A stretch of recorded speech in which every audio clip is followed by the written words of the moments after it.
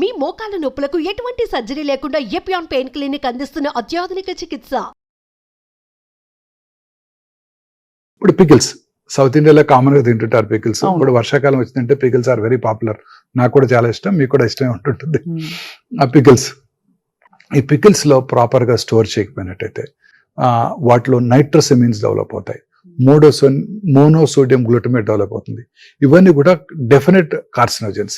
ఎలా sir MSG ఎట్లా develop అవుతుంది? వాటిలో ఇంప్రాపర్ స్టోరేజ్. ఎంత సాల్ట్ ఆయిల్ ఉన్నప్పటికీ దానికి అదే డెవలప్ అయిపోతుంది. వాటిని చాలా కేర్ఫుల్ గా సెరామిక్ యుటెన్సిల్స్ లో స్టోర్ చేయాలి. జాడీలో పెట్టేవారు, జాడీలో పెట్టి అవి దే ఆర్ ద బెస్ట్. అవి క్లే తో చేసిన, సెరామిక్ తో చేసిన glazed or naturally glazed ceramics are the best. ఇప్పుడు ప్లాస్టిక్ కంటైనర్ లో పెట్టామనుకోండి, వాటిలో అనేక రకాలైన టాక్సిన్స్ రిలీజ్ అవుతాయి. అవన్నీ అబ్జర్వ్ అయిపోతాయి సార్. అవన్నీ పికిల్లోకి అబ్జర్వ్ అయిపోతాయి, మనం తినేస్తాం. మైక్రో ప్లాస్టిక్స్, బిస్ఫెనాల్ ఏ డెవలప్ అవుతుంది. ఇవన్నీ కార్సినోజెన్స్. సో ఇవన్నీ కూడా మనం చాలా కేర్ఫుల్ గా చేసుకోవాలి. చాలా సారి పికిల్స్ లో కొంచెం ఇంప్రాపర్ గా స్టోర్ చేసిన వైట్ ఫంగస్ డెవలప్ అవుతుంది. మీరు చూసే ఉంటారు. అది ఖచ్చితంగా తినకూడదండి. It has definite odour, it has definite bitter taste and you can see it yourself. అంతే కనిపించిపోతుంది. అవి కూడా డెఫినెట్ గా కార్సినోజెన్స్ అండి. ఇవన్నీ కూడా క్యాన్సర్ రావడానికి దోహదం చేస్తాయి. ఒబేసిటీ తర్వాత ఈ ఇతరత్ర లైఫ్ స్టైల్ కండిషన్స్ కూడా కొంత క్యాన్సర్ కి దారి తీస్తున్నాయి అంటారు. 100% అండి. ఇప్పుడు ఒబీస్ ఉమెన్ లో అనేక రకాల క్యాన్సర్స్ వచ్చే అవకాశాలు ఉన్నాయండి. ఉదాహరణకి breast cancer, uterine cancer, ovarian cancer, ఇవన్నీ people belonging to high socio economic స్ట్రాటాలోనే మనం చూస్తుంటామండి. మిగతా వాళ్ళలో అసలు మనం చూడం, ఒబీస్ ఉమెన్ లోనే చూస్తాం ఈ క్యాన్సర్స్ అన్ని కూడాను. ఆ ఒబీస్ ఉమెన్ లో వచ్చిన క్యాన్సర్స్ ఇతర నాన్ ఒబీస్ ఉమెన్ లో కనబడవండి. అంటే నిజంగానే మరి బాగా చదువుకుని అప్పర్ మిడిల్ క్లాస్ సొసైటీలో ఉన్న వాళ్ళకి ఈ యాక్సెస్, ఈ అన్హెల్దీ హ్యాబిట్స్ కి ఎక్కువ అలవాటు పడే పరిస్థితులు చూస్తున్నారా సార్? ఎస్, డెఫినెట్ గానండి. ఇప్పుడు cancers are seen in only people belonging to higher socio economic strata. People పేద వర్గాల్లో కూడా క్యాన్సర్స్ చూస్తుంటాం. అవి డిఫరెంట్ క్యాన్సర్స్.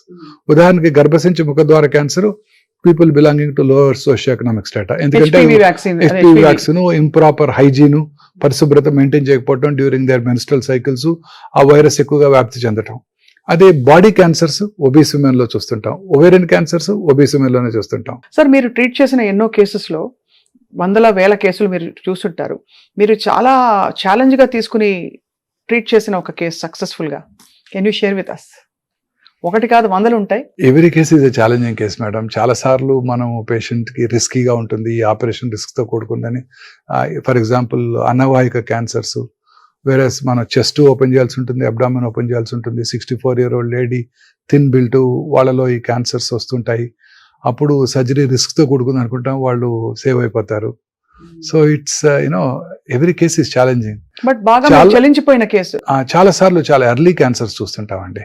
అర్లీ క్యాన్సర్స్ కూడా అవి కూడా తిరగబెట్టచ్చు అండి.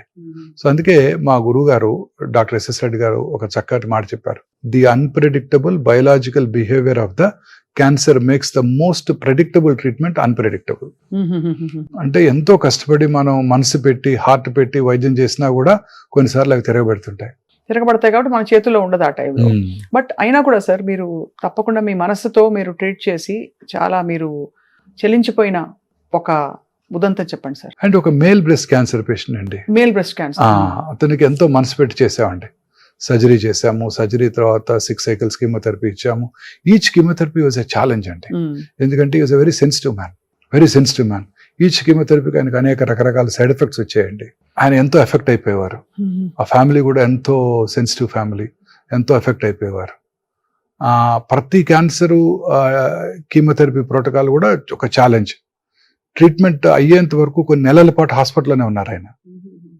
ఎంతో సెన్సిటివ్ పర్సన్. చిన్న సైడ్ ఎఫెక్ట్, చిన్న పిల్లల మెంటాలిటీ, సైడ్ ఎఫెక్ట్స్ తట్టుకోలేరు వారికి ఎంతో కష్టపడి వైద్యం చేసాము. క్యూర్ అయిపోయింది అనుకున్నాం. వితిన్ 1.5 year లంగ్ లో తిరగబెట్టింది. అయ్యో. సో చాలా కష్టపడి ట్రీట్ చేసాం. రౌండ్ ద క్లాక్ టైం ఇవ్వాల్సి వచ్చేది ఆయనకి. సో కంప్లీట్ గా మీరు ఎంతో బతికించారా సార్? లేదు, we lost him. So it's very hard on you కదా. as much as మీరు స్ట్రెస్ లేకుండా ఉండాలంటారు. ప్రతి పేషెంట్ ప్రాణం మీకు స్ట్రెస్ కదా. చాలా స్ట్రెస్ఫుల్ గా ఉంటుందండి. ప్రతి క్యాన్సర్ సర్జరీ స్ట్రెస్ఫుల్ గా ఉంటుంది. చాలా మంది అడుగుతుంటారు, ఎస్పెషల్లీ ఒబీస్ పీపుల్ ఆపరేట్ చేసేటప్పుడు చాలా స్ట్రెస్ఫుల్ గా ఉంటుందండి. వాళ్ళలో ఆ బ్లడ్ వెసల్స్ పెల్విస్ లో కూడా కనబడం. మనందరికీ కూడా lower part of the abdomen లో ఫ్యాట్ ఎక్కువ ఉంటుందండి. అవును అవును. Most of my cases are pelvic, either uterus or ovary or rectum or colon. ఇవన్నీ కూడా పెల్విక్ మ్యాలిగ్నెన్సీస్ అన్ని కూడాను, బ్లాడర్ క్యాన్సర్స్, సర్విక్స్ క్యాన్సర్స్, ఇవన్నీ కూడాను చాలా డిఫికల్ట్ టు ఆపరేట్ అండి. చాలా సార్లు ఒబీస్ ఇండివిజువల్స్ లో చాలా ప్రాబ్లమ్స్ క్రియేట్ చేస్తాయి. ఎంతో స్ట్రెస్ఫుల్ గా ఉంటుందండి.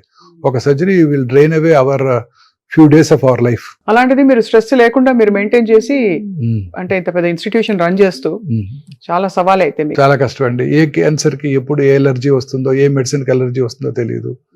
చాలా రియాక్షన్స్ వస్తుంటాయి. బ్లడ్ ట్రాన్స్ఫ్యూషన్ కి రియాక్షన్స్ వస్తుంటాయి, ప్లేట్లెట్ ట్రాన్స్ఫ్యూషన్ కి రియాక్షన్స్ వస్తుంటాయి. Not in our hand, but patients ఏమో they think it's because of us. Gastrointestinal cancers ఈ మధ్య ఎక్కువయ్యాయని చెప్పొచ్చా సార్? అంటే ఈసాఫగల్. ఎస్, డెఫినెట్లీ And అండి. మీరు అన్ని అన్నట్టు రకాల colorectal క్యాన్సర్స్, cancers. అన్ని క్యాన్సర్స్ ఎక్కువయ్యాయండి ఇప్పుడు. Gastrointestinal tract cancers are the highest now. About 2,25,000 new gastrointestinal tract cancers ప్రతి సంవత్సరం ఇండియాలో డయాగ్నోస్ చేయబడుతున్నాయని ఐసీఎంఆర్ వారి అంచనా. And this is followed by breast అండి. More than 2 lakh new breast cancer patients per annum in India.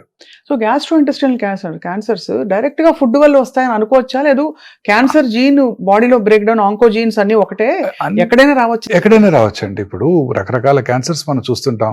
ఉదాహరణ colon cancer తీసుకున్నాం అనుకోండి. కోలన్ క్యాన్సర్ నార్త్ ఇండియాలోను, elsewhere in the world, western world లోను చాలా కామన్ గా చూస్తుంటాం. We really don't know. Fibre తక్కువగా తీసుకునే వాళ్ళలో ఈ క్యాన్సర్ ఎక్కువగా వస్తుంది అంటారు. ఫైబర్ ఎక్కువగా తీసుకునే ఆఫ్రికన్ కంట్రీస్ లోను, ఇండియాలోను ఈ క్యాన్సర్ ఇన్సిడెన్స్ తక్కువ అంటూ ఉంటారు. ఫైబర్ ఎక్కువగా ఉన్నట్టయితే మనం మోషన్ రెగ్యులర్ గా పాస్ చేసేస్తాం, రోజుకి ఒకసారి మోషన్ వెళ్ళిపోతుంటుంది. ఫైబర్ తక్కువగా తీసుకున్నారనుకోండి, ఏమవుతుంది, ఆ కంటెంట్స్ అన్ని కోలంలోనే స్టోర్ చేయబడతాయి. స్టోర్ చేయనప్పుడు ఆ ఫీకల్ మ్యాటర్ లో ఉన్న కార్సినోజన్స్ కోలోనిక్ మ్యూకోజా మీద ఎక్కువ కాలం పనిచేసి క్యాన్సర్ కు దారితీస్తాయి. అదే విషయం. సో అందుకే ఫైబర్ రిచ్ డైట్ అంత ఇంపార్టెంట్ ఇప్పుడు చెప్తున్నారు సార్. సో అలా రకరకాల కారణాలు ఉంటాయండి. గ్యాస్ట్రిక్ క్యాన్సర్ తీసుకోండి. మన సౌత్ ఇండియాలో తినే పికిల్స్ వల్ల కానివ్వండి, సాల్ట్ వల్ల కానివ్వండి, రైస్ ఈటింగ్ హ్యాబిట్స్ వల్ల కానివ్వండి. రైస్ ఎట్లా కలిగిస్తుంది క్యాన్సర్ అనుకోవచ్చండి. జాపనీస్ రైస్ ఎక్కువ తింటారు, సౌత్ ఇండియన్స్ రైస్ ఎక్కువ తింటారు. ఈ 2 ఏరియాస్ లో గ్యాస్ట్రిక్ క్యాన్సర్ ఇన్సిడెన్స్ చాలా ఎక్కువ. సరే, ప్రపంచంలో ఇతర దేశాల్లో ఈ క్యాన్సర్ అంతగా కనబడదండి. చాలా ఇంట్రెస్టింగ్. పికిల్స్, దాంట్లో ఉండే సాల్ట్ కంటెంట్, స్పైసీ కంటెంట్, ఇవన్నీ కూడా క్యాన్సర్ కి దారితీస్తాయి. వాటిని ప్రాపర్ గా స్టోర్ చేయకపోవటం, ఇందాక మనం డిస్కస్ చేసాం. ఫంగల్ ఇన్ఫెక్షన్స్, నైట్రోసెమిన్స్ స్టోర్ చేయకపోవటం వల్ల. అలాగే చార్డ్ ఫుడ్స్ కూడా కదా సార్? చార్డ్ ఫుడ్స్ డెలికసీ మన ఇండియాలో, మన హైదరాబాద్ లో అయితే చాలా పెద్ద డెలికసీ అది. Chartered paneer, chartered non vegetarian dishes. మీరు ఆ ఫుడ్ పక్కన వాటిని ఏమంటారు, తండూరీ చికెన్, వాటిలో అంతా కూడా బ్లాక్ కలర్ వస్తుంది. That gives very good flavour కూడా, మంచి వాసన వస్తుంది, తినబుద్ధి అవుతుంది. ఆ తిన్న వాళ్ళలో క్యాన్సర్ వచ్చే అవకాశాలు ఎక్కువగా ఉంటాయండి. ఆ చాట్ ఫుడ్స్ లో ఖచ్చితంగా వాటిలో క్యాన్సర్ వచ్చే అవకాశాలు ఎక్కువ ఉంటాయండి. దానిలో ఏదో కెమికల్ రిలీజ్ అవుతుందా సార్? వాటిలో కొన్ని కెమికల్స్ రిలీజ్ అవుతాయండి. Heterocyclic amines, polycyclic aromatic hydrocarbons, ఇవి రిలీజ్ అవుతాయండి. సో అందుకనే చారింగ్ ఇస్ డేంజరస్. సో ఆ చార్డ్ పార్ట్స్ ని తీసేసి తినాలన్నమాట. ఓహో, ఆ ముక్క తీసేస్తే సరిపోతుంది? సరిపోతుంది. అంతేగాని బికాస్ పూర్వం మనం కట్టెల పొయ్యి మీద వండుకునేవాళ్ళం. వాటిలో కూడా చార్డ్ ఐటమ్స్ వస్తాయండి. చార్డ్ ఐటమ్స్ వచ్చేవి, కానీ ఇప్పుడు బహుశా డైరెక్ట్ హై టెంపరేచర్ లో గ్రిల్ చేస్తున్నారు. వాటి వల్ల కూడా చారింగ్ వస్తుందండి. డెఫినెట్ గా వీటిని అవాయిడ్ చేయాల్సి ఉంటుందండి.